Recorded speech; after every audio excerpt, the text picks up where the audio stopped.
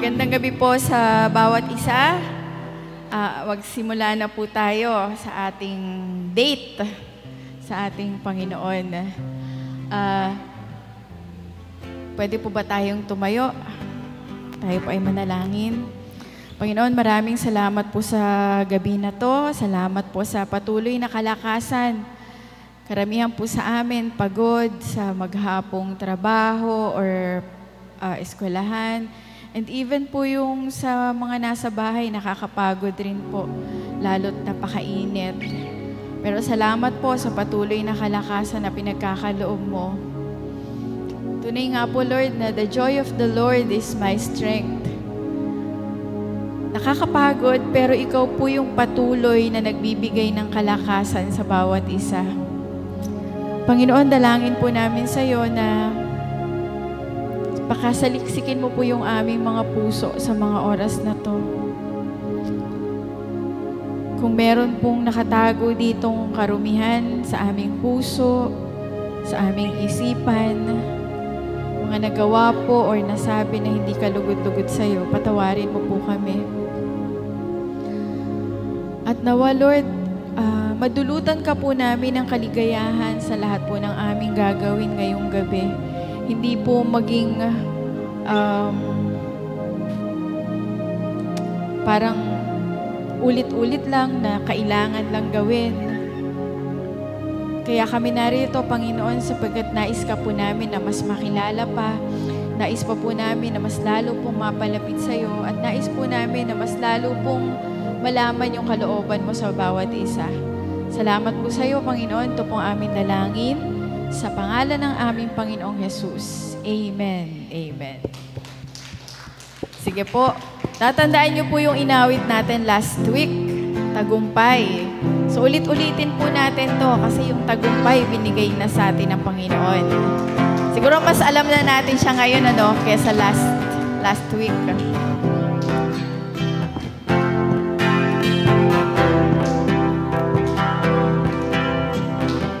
Sa sigaw ng alon di mangangamba, sa gitna ng hiling di ako mag-iisa.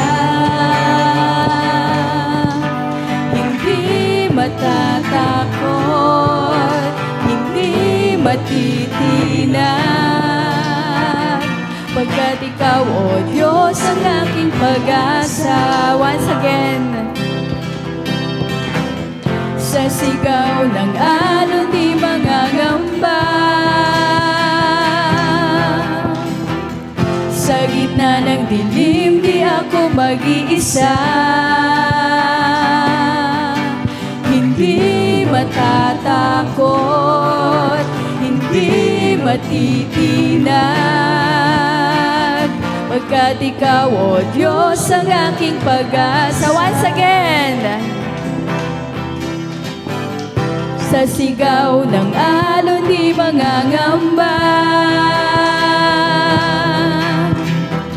sa gitna ng dilim di ako mag-iisa.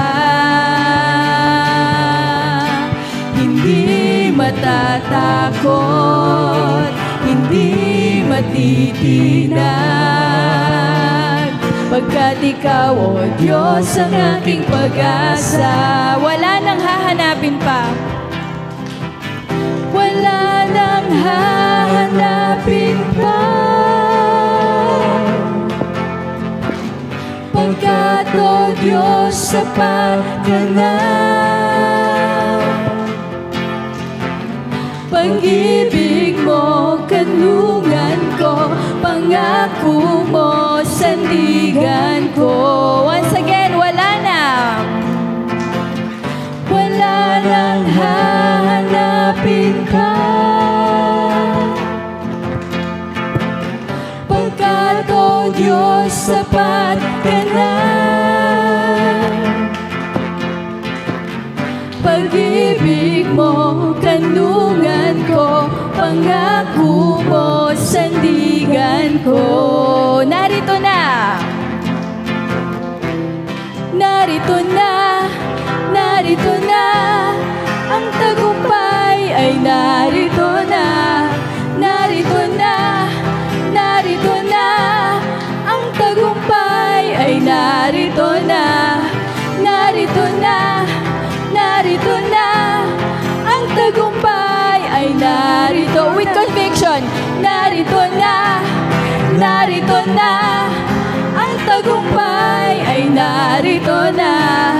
Narito na, narito na. Ang tagumpay ay narito. Let us declare, narito na, narito na. Ang tagumpay ay narito na. Narito na, narito na. Ang tagumpay ay narito. Walang pag-aalinlangan. Narito na, narito na. Ang tagumpay ay narito na. Narito na, narito na. Ang tagumpay ay narito na. Wala nang hahanapin pa. Wala nang hahanapin pa. Yes, Lord. Pagkat, O Diyos, sapat ka na. Wala nang hahanapin pa. Pagkat, O Diyos, sapat ka na.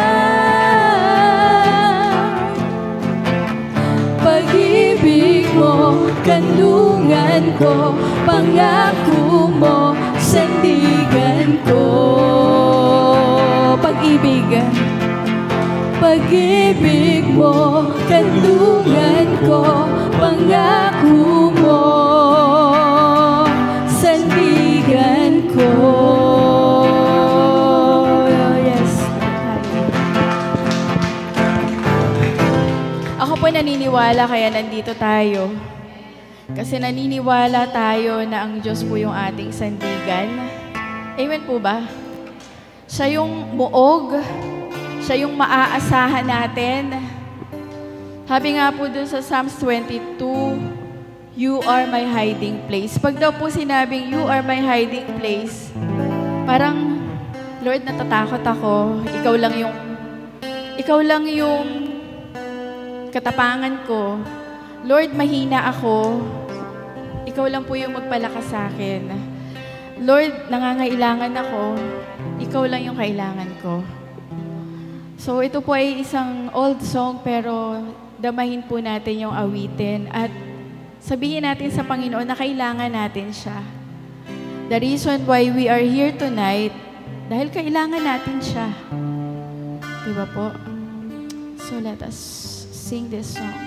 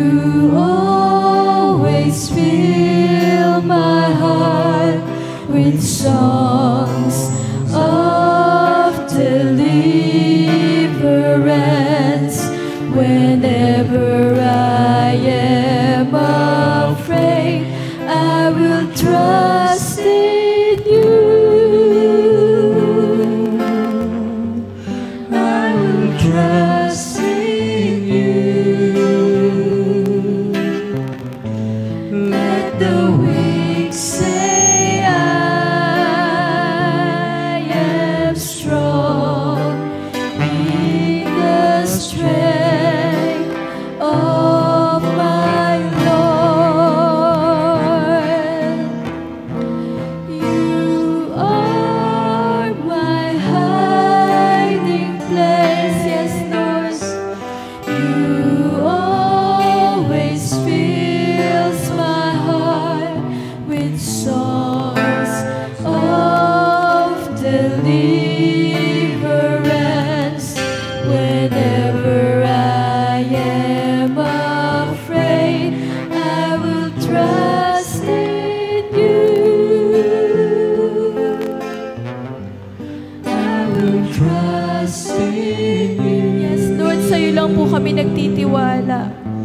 Let the weak say I am strong in the strength of. For the last time, sabihin natin sa Panginoon, You are my hiding place. You are my hiding place, Lord. You always fill my heart with songs of deliverance. Whenever I am afraid, I will trust in You. I will trust in You. Let the weak say I am strong in the strength of my Lord. Will trust in You. Will trust in You. We trust in You. The weak say Mahina kami, Lord, kung wala ka. I am strong. Hindi po namin kaya ang mabuhay dito sa mundong ito. Hindi namin kaya lahat. Pero nandito ka, Lord. Ikaw po yung aming hiding place. Yes, Lord, and we thank You. Maraming salamat po sa pag-iingat mo. Maraming salamat po sa paggabay mo, pagbabantay mo sa bawat isa. Kung kaya kami, Panginoon, ay naririto sa iyong harapan, nawa ay masumpungan mo po kami na lagi pong nagtatapat. Nawa ay makita mo po yung puso namin na ninanais na mas makilala ka, ninanais na mas malaman yung kalooban mo sa buhay namin. At nawang makita mo sa bawat isa sa amin na sa iyo lamang po kami nagtitiwala at nananampalataya. Maraming salamat sa iyo, Panginoon. Ito po ang aming dalangin sa pangalan ng aming Panginoong Jesus. Amen. Amen. Okay po, makakaupo na po ang bawat isa. Sa tagal na po nitong kanta na to, medyo may portion na nasisintonado. Pero makakuha rin po natin to sa mga susunod na panahon. Okay? So, bago po tayo dumako dun sa mensahe ng Panginoon, meron po bang gustong magpatotoo?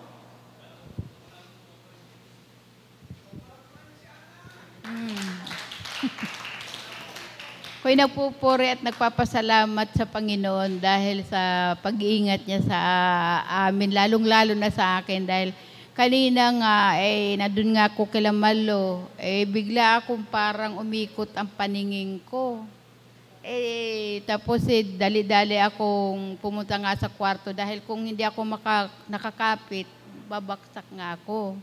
Ikot nga ang paningin ko Tapos pumunta ka agad ako doon sa kwarto, na doon si Pete natutulog. Tapos nagising nga tuloy dahil sabi ko nga nahihilo ako. Kinuha ka agad yung BP nga niya, pang-BP dahil binipi nga ako. Ang BP ko doon sa pag-BP ni Pete, 159 yata yun, tsaka ang ng puso ko yung 113. Mataas yung over ko. Kaya siguro ako, tsaka mainit kasi doon sa lutuan kaya siguro isa pa rin na talagang miikot ako. Kaya siguro yung ibang nababaldog walang makapitan, bumabaldog. Kaya ako minsan namamatay tuloy dahil nabaldog. Kung wala akong kakapitan nga, talagang umiikot nga ang paningin ko. Kaya kung minsan pumikit na lang ako kanina, tapos dumiretso ako doon sa tahiga nga ako doon sa kwarto. Purihan ng Panginoon at magkapagpahinga naman ako, awa ng Diyos naging naman ang ko, yung katawang ko. Kaya purihin ang Panginoon at talagang ginagabayan niya rin ako dahil sa talagang alam niyang anak niya ako. Sa Diyos ang papuri. Meron pa po ba? Ako po nagpapasalamat ako sa Panginoon kasi meron po akong matagal tagal na namin naghahanap ng Bible kasi nga para po sa mga Bible study. Wala talaga kaming makitang Bible.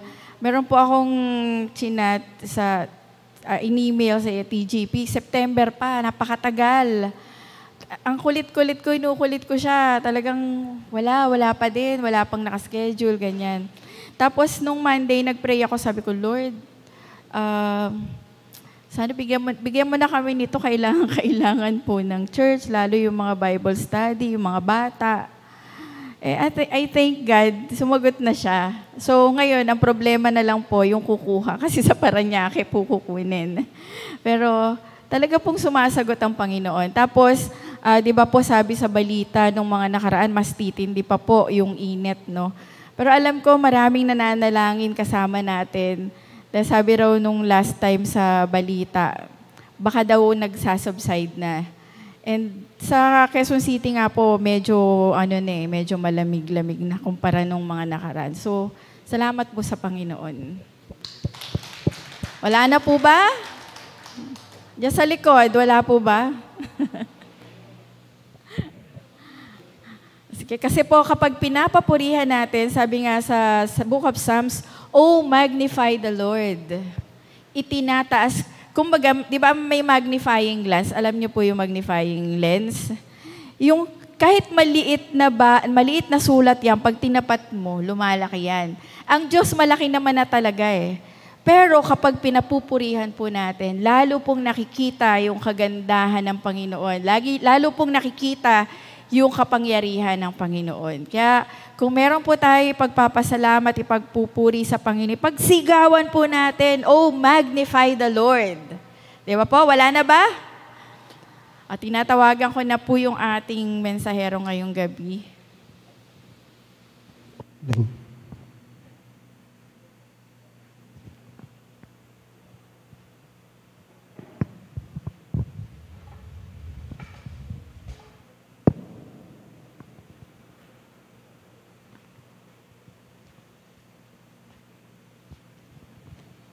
Ayan po. Praise God and magandang gabi po sa inyong lahat na mga naririto ngayon na nakiisa sa ating prayer meeting. Sabi nga po, wag nating kaliligtaan ang mga gantong gawain. Yan po ang bilin sa atin. Dapat po, nakikiisa tayo sa mga gawain pang-spiritual. Ito po yung nakakapagpalakas sa tao. So, nakakatuwa po kanina, sabi ko, hindi naman kami nag-usap ni Sister Malu kung ano yung kakantahin. Kasi yung title po nung topic ko is Hiding Place. Sabi ko, ha? Ba't ganun? Same, Lord, ikaw talaga. Pag nangusap ka, lahat konektado eh. Sabi ko, hiding place. Kasi po, kung tayo'y nasa Diyos, may mga bagay na hindi dapat tayo nagagawa. Ito po yung malalaman natin ngayong gabi. Sige po, bago po ang lahat, tayo po yung manalangin. Let us pray. Ama naming Diyos na makapangyarihan sa lahat, tunay nga pong ikaw ang Diyos na kataas-taasan at nakakatalos ng aming mga kaisipan. Lord, sa mga oras na to, hindi ko po alam ang kalagayan ng bawat isa. Subalit, Lord, nagtitiwala po kami sa iyo. Sa lahat ng kaya mong gawin, walang imposible sa iyo. Buhat nung namatay ka sa krus ng Kalbaryo, Panginoon, sinabi mo, tapos na ang lahat. Pinagtagumpayan mo na, Panginoon. Kailangan na lang po naming sumunod sa mga bagay na nais mong gawin namin. At yan po, Panginoon, ang ituro mo sa amin ngayong gabing ito. Ano ba talaga yung nais mo na ipamuhay namin bilang mga tagasunod mo bilang nagmamahal sa'yo, bilang nagtitiwala sa'yo. Saan kami dapat magtago? Lord, ikaw nga po ang mangusap. Gamitin mo po ako na lingkod mo. Ikaw ang aking maitaas at maibaba ko ang aking sarili. Itago mo ako sa iyong likuran nang ikaw ang kanilang makita ng harapan. Gamitin mo po ako. Alam ko, Lord, idinulot mo sa amin ang iyong Santong Espiritu at naririto ka sa aming kalagitnaan dahil sabi mo nga po, 2 o higit pa na nananalangin sa iyong pangalan, nandun ka sa aming kalagitnaan. Kaya hindi kami mangangamba, walang alinlangan, kami po'y magtitiwala sa iyo. Bigyan mo po kami, Panginoon, ng knowledge and wisdom, nang sa ganon lahat ng salita na maririnig namin ay hindi lang namin narinig, kundi naipamuhay namin. At baon-baon namin sa pagtahak ng landas na nais mong lakaran namin. Salamat po muli. In Jesus' mighty name we pray. Amen and amen.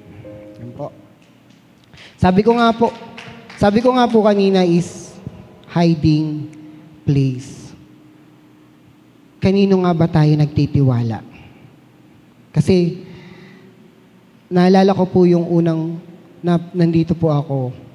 Lagi kong sinabi, Lord, itago mo ko sa iyong mga sugat. Kasi Panginoon, maraming mga bagay na hindi ko kayang gawin.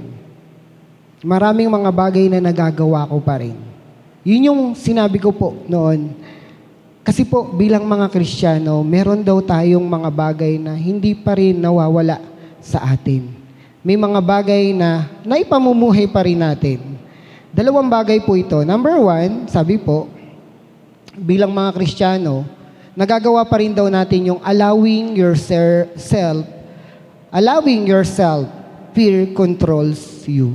Inaalaw daw natin na panahanan tayo ng takot. Siya yung nagko-control sa atin. Paano ba gagawin natin dito? Ano bang gagawin natin dito? Malinaw na sinabi ng ating Panginoon na sinabi po ng ating Panginoon sa Proverbs. Sinabi po ng ating Panginoon sa Isaiah 41 verse 10, ito po ang sabi niya, ako'y sa iyo, huwag kang matakot. Ako ang iyong Diyos, hindi ka dapat mangamba. Palalakasin kita at tutulungan, iingatan at ililigtas. Yan po ang sabi ng ating Panginoon. Na malinaw na sinabi dito kung titignan natin, huwag daw tayong matakot. Kasi po, ang takot ay hindi nagmula sa Diyos. Tandaan po natin yan. The evil is a liar. Sinungaling po ang demonyo. God does not give you a spirit of fear. Hindi tayo binigyan ng Diyos ng espiritu ng takot. At kung alam natin ang tama, alam natin na nasa atin ang Diyos. Dahil kahit kailan, ang Diyos ay hindi kumampi sa mali. Minsan mapapatanong kayo, bakit ganun? Alam niya nang siya yung mali, bakit nagmamatigas? Actually, sa simula't simula pa lang ng pagpapalaya ng paraon sa mga Israelita, ginawa na ng Panginoon to. Bakit po? Yung mga taong gumagawa ng kasalanan. Kaya nga po, bilang mga Kristiyano, dapat hindi natin pinatitigas yung puso natin. Bakit po? Kasi pag pinatitigas mo yung puso mo, patitigasin lalo yan ng Diyos na parang bato. Nung panahon po ng mga Israelita, pinatigas ng Diyos ang puso ng paraon. At nung dinurog to ng Diyos, judgment ang kasunod. Kaya naniniwala po ako kung pinatigas ng Diyos ang puso ng tao, dapat matakot na tayo. Bakit? Pag dinurog ng Diyos yung pusong yun, judgment ang kasunod. Alam ng Diyos ang tama. At huwag na nating hintayin na yung mga bagay na gusto ng Diyos ay hindi nating gawin. Kaya nga po dapat hindi tayo nagkakaroon ng takot. Kasi kung babalikan natin, ano ba yung nangyari sa Paraon? Nagkaroon siya ng takot. Kasi kay Moses pa lang, sa tatay niya pa lang na tunay, tama po ba? Yung sa Paraon pa lang nakadugo niya, una sa lahat, si Moses hindi niya kadugo. Alam ng Paraon yan. Kaya nga lagi niyang sinusumbatan si Moses that time eh. Kaya nagkaroon na siya ng takot na baka ito yung ipalit sa trono hindi ako Kaya nga po, yung Paraon nung time na yun, ikaw yung papalit sa trono, wag mo na anihin si Moses. Pero hindi po Talaga nagkaroon siya ng takot na naging dahilan ng pagkainggit. Kaya po, yung takot, malinaw na sinabi dito sa Isaias, kahit si Propeta Isaias, sinabi niya na hindi galing sa Diyos ang takot. Kasi malinaw na sinabi ng Panginoon, huwag kang matakot. Kung titignan po nating maigi at hihimayin natin tong Isaiah 10, sabi niya, ako'y sa iyo. Sinabi niya to kay Isaiah. Ako'y sa iyo, huwag kang matakot. Kahit kay Moses sinabi niya to huwag kang matakot.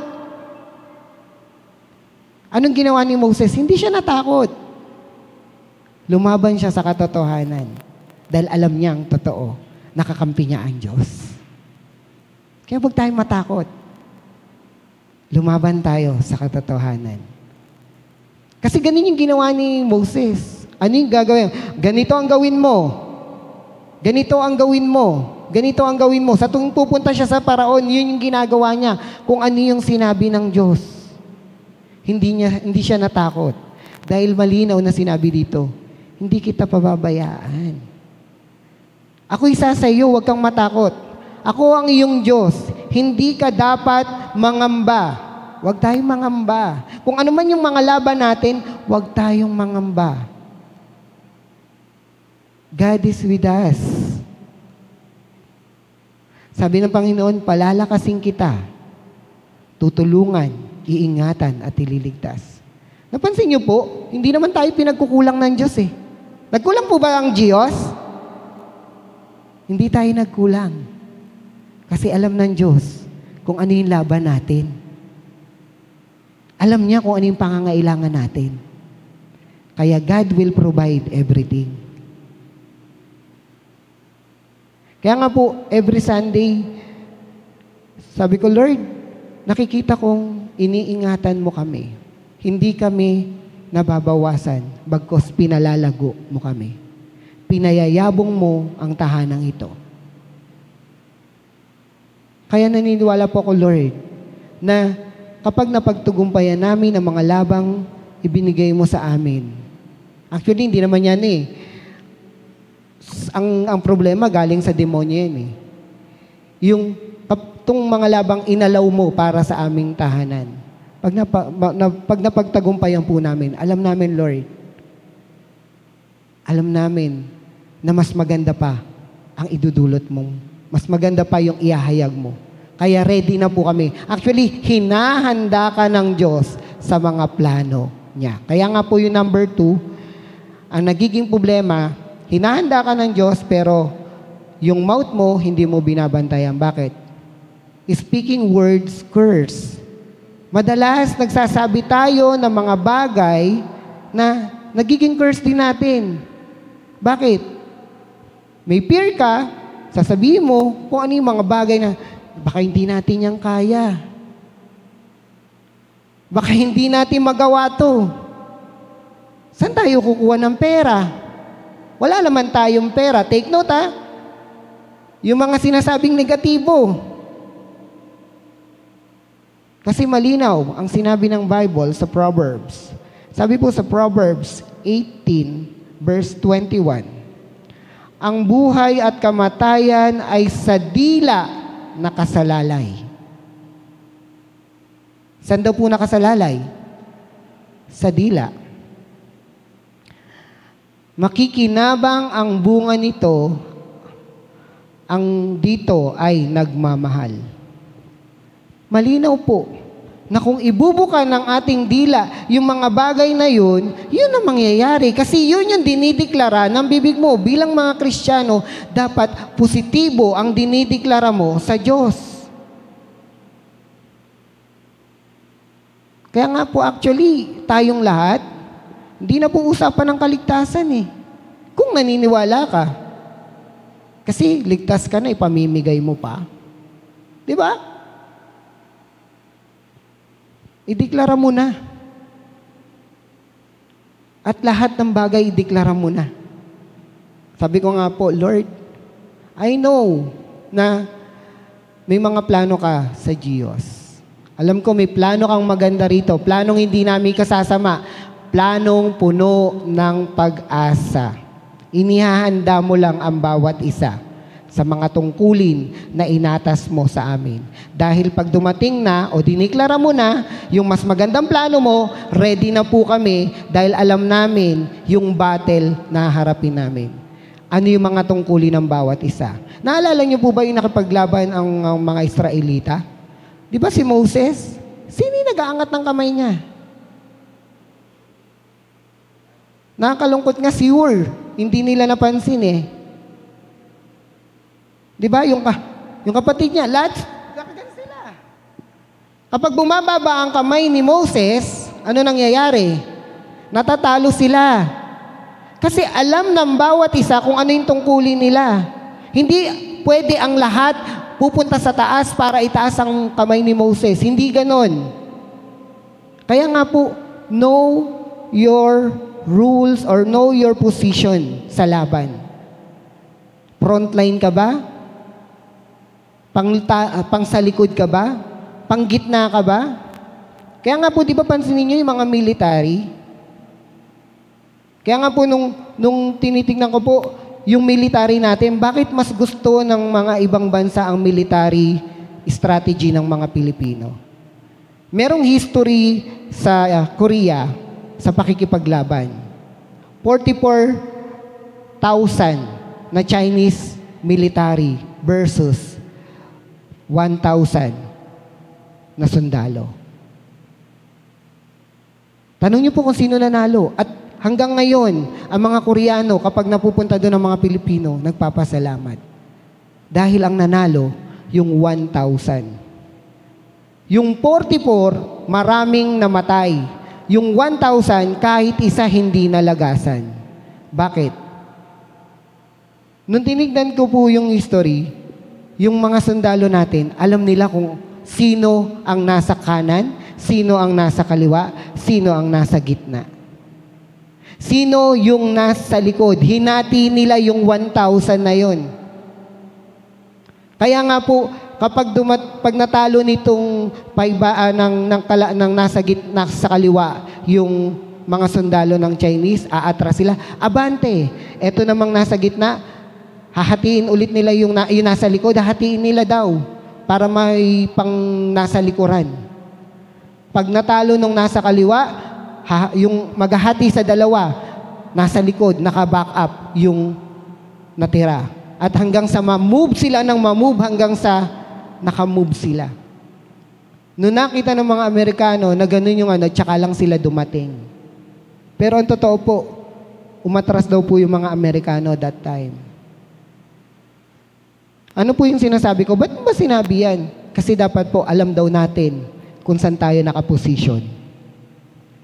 Sa laban ng Panginoon, alam natin kung sino yung tagapanalangin, sino ang frontline, sino ang nasa likod ng frontline, sino ang nakasuporta sa susunod. Alam daw po dapat natin. Bakit po? Tandaan po natin, simula pa lang to, hindi pa po to tapos. Simula pa lang po. Bakit po? Kaya nga po yung joke sa Facebook, di ba? Ano yung joke sa Facebook? Magpapakabait na ako kasi ang init na sa mundo. Di ba? Ang init na sa earth, lalo na sa impyerno. Di ba? Magpapakabait na raw siya. Pero ang totoo, kung siseryosohin natin yung joke na yun, totoo. Imagine mo yung init na yun 7 times. Yung hurno nga lang 4 times yung level eh. Ginanon pa lang nung hari yung kamay niya, natupok na. 'Di ba? Yung naghatid pa nga lang dun sa 3 kabataan eh, namatay na eh. Hinatid pa lang po Pero yung 3 kabataan, dahil nagtiwala sila, tingnan nyo po, nagtiwala sila sa Diyos. Nanatili silang nandoon at nagulat pa yung hari. Ilan yung inulog? 3 lang. Bakit 4 yung nasa loob? Hiding place. Kasi malinaw, yung panalangin ni Meshach, Shadrach at Abednego.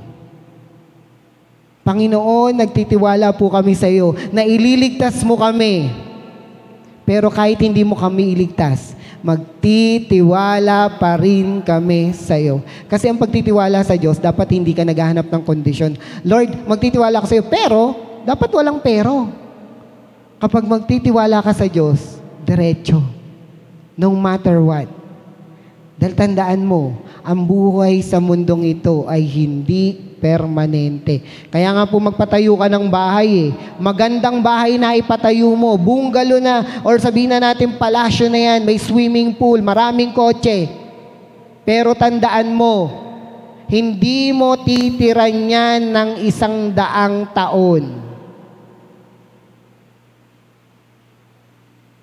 Dahil ang totoong tahanan natin, malinaw yung sinabi ng ating Panginoong Yesus. Mauuna ako. Sa aking ama, sa tahanan ng aking ama, maraming silid. Mauuna ako, ipaghahanda ko kayo. At kapag handa na, babalik ako. Ang Diyos ay babalik. Kaya bilang mga Kristiyano, dapat hindi natin inaalaw na kontrolin tayo ng takot. Hindi tayo nagsasalita ng mga curse sa ating buhay. Huwag mo sabihin, paano, ganito. Lagi nating sabihin, kaya ng Diyos ang labang ito. Dahil ito ay kanyang laban. Iingatan niya tayo. And I believe na iingatan tayo ng Diyos. Kasi kung hindi, matagal na tayong wala rito. And naniniwala po ako na iningatan ka rin ng Diyos. Kasi kung hindi ka iningatan ng Diyos, wala ka rito. Ganun lang po. Dahil ang Diyos, pag umibig, ang kanyang pangako, malinaw, tapat, hindi nagbabago. Ang Diyos ay hindi pa bago-bago ng isip. Kaya nga po, kung titignan natin, ang pangako ng Diyos sa mga Israelita, ganun pa rin. Kagaya ng pangako niya sa mga ninuno ng mga Israelita. Kaya nga po, di ba, nabanggit ko rito, kukumpletuhin lang ang bilang ng mga hentil at ililigtas na ang mga Israelita. Kaya naniniwala pa ako, tapos na po. Darating ang araw, makakakilala ang mga taga-Israel sa Diyos. Dahil yun ang hinayag ng Bible. Sila ay makakakilala. Kaya, wala kang dapat pagpahalagahan sa mundong ito. Kasi kung nagmamahal ka sa mundong ito, tandaan mo, kung nagmamahal ka sa mundong ito, mapupuno ka ng takot. At laging babanggitin ng iyong dila ay puro negatibo. Pero kung nagtitiwala tayo sa Diyos, positibo ang mababanggit natin. Bakit po? Sabi nga po, God is good all the time. All the time, God is good. Malinaw? Pero tanungin ko po kayo, kung papalitan natin ang pangalan natin, yung salitang yun, Ercel is good. All the time. All the time. Ercel is good. Pansinin mo, nagpe-praise and worship ka, may hawak ang cellphone, nagpe-praise and worship ka, nakipagdaldalan ka, may praise and worship ka. Ang sama ng loob mo. Di ba dapat God is good all the time? All the time. No matter what, all the time. Oo, lalaban tayo, pero hindi tayo magkakaroon ng sama ng loob. Lalaban tayo kasi yung pinaglalaban natin ay pag-ibig para sa ating kapwa. Sige po, tayo pong lahat ay manalangin. Let us pray. Ama naming Diyos na makapangyarihan sa lahat, tunay nga pong hindi mo kami pinabayaan. Kami lagi mong iniingatan sa lahat ng pagkakataon, sa lahat ng mga nangyayari sa aming buhay. Lord, hindi man namin nauunawaan yung mga bagay na nangyayari sa buhay namin. Panginoon, samahan mo kami. Sa mga oras na to, Lord, tinataas namin sa iyo ang sitwasyon ng tahanan ng Jesus is Our Shelter Church. Nagtatapat po kami, Lord, na dumarating minsan sa isipan namin na, Lord, kaya pa ba namin? Na, Lord, paano to?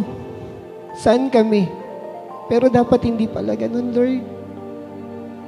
Dahil alam namin na Ikaw ang magiging hiding place namin. Pagtatagumpayan mo ang lahat, hindi namin kayang pagtagumpayan. Panginoon, tinataas namin, inaamin namin sa iyo, Lord, yung kalagayan ng tahanang ito, yung lupa, Panginoon. Lord, marami nang napapagod. Marami nang nasasaktan. Marami na pong nahihirapan. Lord, marami na rin po nagkakasala. Inaamin po namin na minsan dumarating sa isipan namin na hindi na maganda yung iniisip namin sa kapwa namin. Pinasasabi namin sa kapwa namin. Lord, patawad po. Dahil alam namin hindi yun ang iyong kalooban. Pero Lord, tulungan mo kami. Sa kaso na ipinaglalaban ng church. Alam mo yung totoo, Lord. Alam mo po. Alam din namin di mo kami pababayaan dahil alam mo yung totoo. Alam mo lahat paano nagsimula, Lord. Sa simula pa lang, alam mo na. Pero alam namin nasa plano mo to dahil gusto mo na maging matatag ang tahanang ito. Dahil ang mga taong naririto ay magiging sundalo mo sa pakikipagdigma, Panginoon, sa kasamaan. Tulungan mo kaming maisuot ang baluti ng pakikipagdigma, Panginoon, nang sa ganon, Lord, hindi kami agad-agad susuko, hindi kami agad-agad matatalo. Dahil suot namin, Panginoon, ang baluting ito na ipinagkaloob mo sa amin. Lord, tinadalangin ko po ang bawat mga ministry, Lord, ng tahanang ito, music team, Panginoon, bigyan mo silang kalakasan. Bigyan mo sila ng pusong dalisay na nagpupuri sa iyo na may kalinisan ng kalooban. Na umaawit sila ng walang kasinungalingan, bagkus papuri sa iyo sa kaitaasan. Pinapractice mo kami, Lord. Dahil pagdating namin sa langit, wala na kaming ibang gagawin kundi mag-awitan ng papuri sa iyo. Panginoon, ikaw ang humipo sa music team, kung ano man, Panginoon, yung mga pangangailangan nila, kung ano man, Panginoon, yung mga kahinaan ng bawat isa, bigyan mo ng kahandaang tumayo, Panginoon, at magpuri sa iyo. Lord, yung mga elders, Panginoon, na may sakit,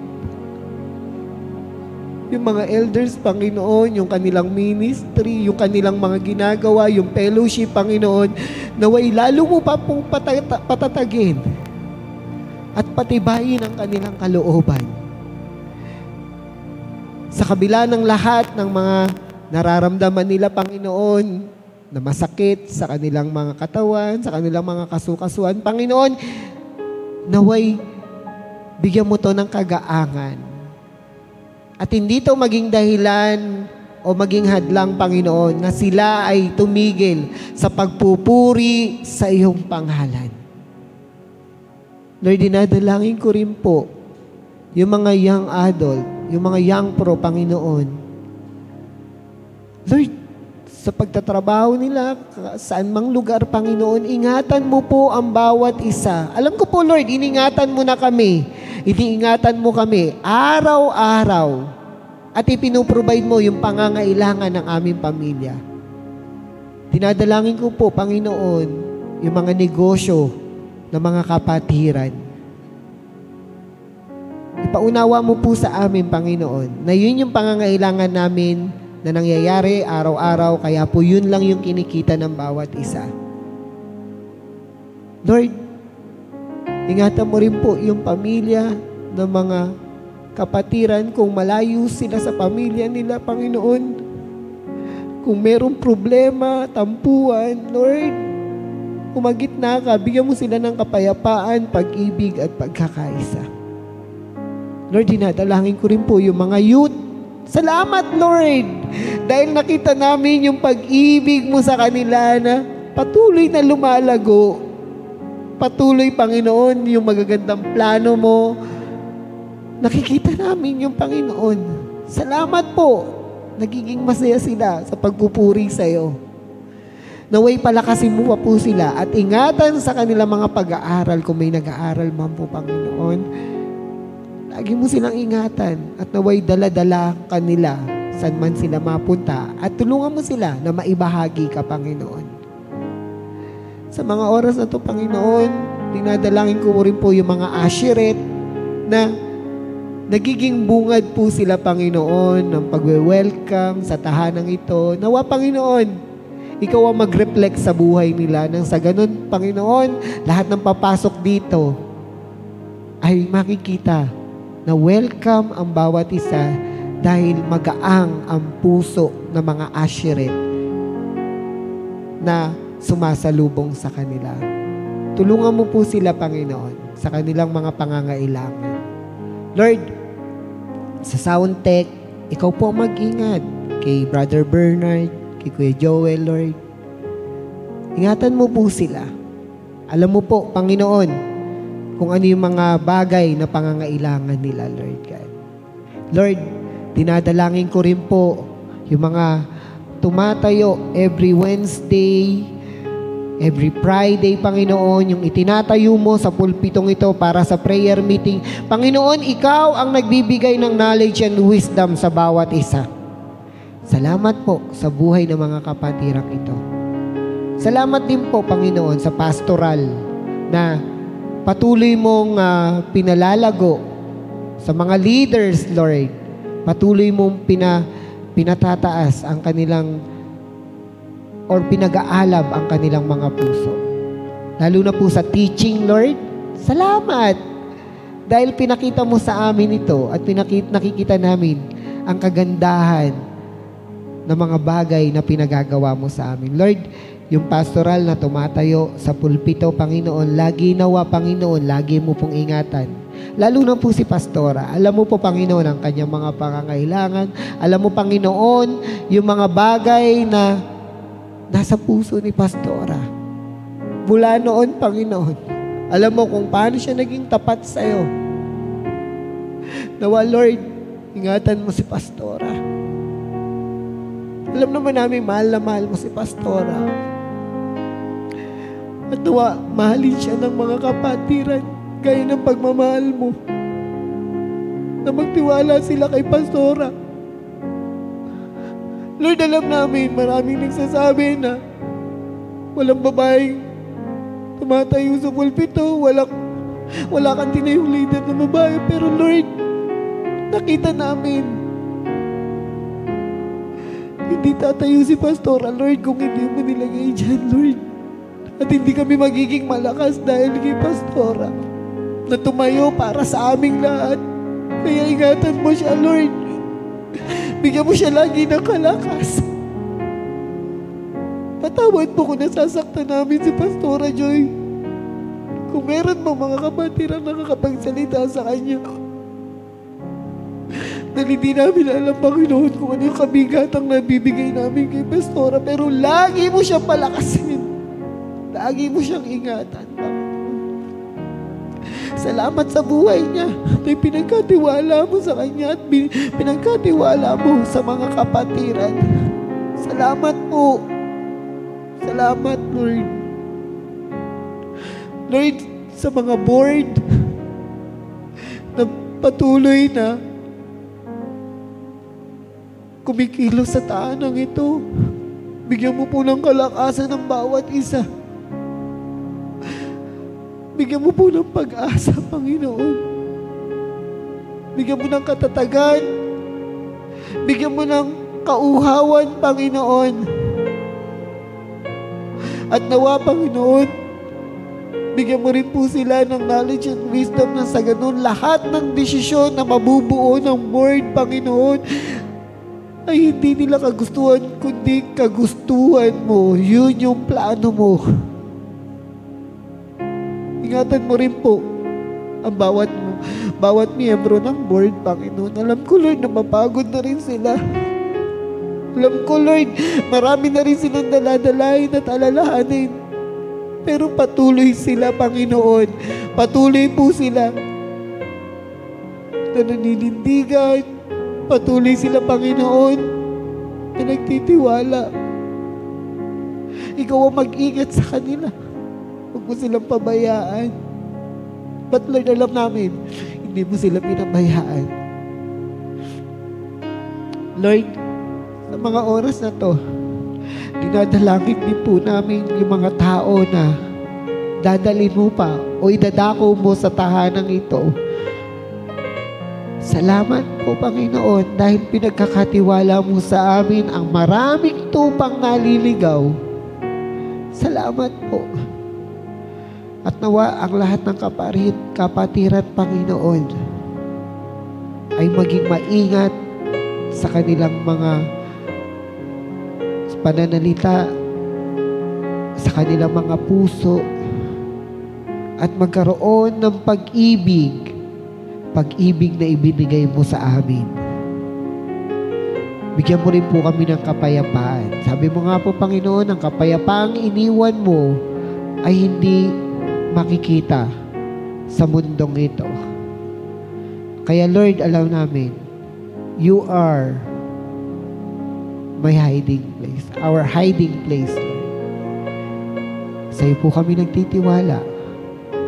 Lord, dinadalangin ko rin po ang aming pamahalaan na kung ano man yung mga desisyon ng mga leader ng aming bansa, nawa, Lord, bigyan mo silang knowledge and wisdom. Nang sa ganon, yung mga desisyon nila ay hindi ikapapahamak, kundi ikabubuti ng nakararami. Nawa, Lord, pinapanalangin namin ang aming presidente hanggang sa kababaang posisyon ng SK, Panginoon. Nawa, makakilala sila sa iyo. At ang lahat ng maglilingkod sa bansang Pilipinas ay ikaw ang makikilala. Sabi mo nga po, Panginoon, ang leader na nakakilala sa iyo or ang leader na kumikilala sa iyo ay hindi mo pababayaan. Panginoon, ingatan mo po ang aming bansa. Ingatan mo rin po, Panginoon, lalo na po sa klima na nararanasan namin, yung sobrang init, Lord. But Lord, alam namin na hindi naman permanente yun dahil mahal mo ang Pilipinas. Salamat po, Panginoon, sa bawat isa na naririto ngayon, na patuloy na dumadalo sa gantong gawain. Alam mo po ang pangangailangan ng bawat kapatiran. Salamat po. Ito po ang aming samot panalangin. In Jesus' mighty name we pray. Amen and amen. Ayan po. So, ngayon po, maggrupo-grupo po tayo.